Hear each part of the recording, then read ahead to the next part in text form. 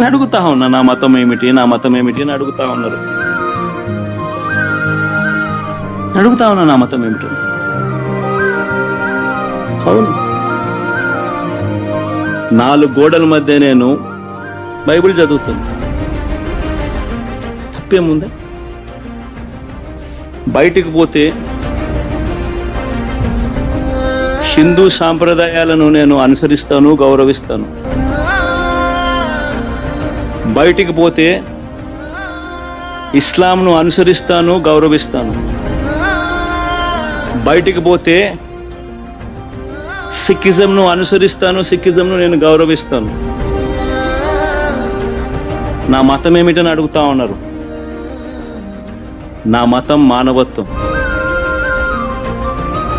డిక్లరేషన్లో రాసుకుంటానేమో రాసుకోండి. నా మతం ఏమిటని అడుగుతా ఉన్నారు. నా మతం మానవత్వం. డిక్లరేషన్లో రాసుకుంటానేమో రాసుకోండి.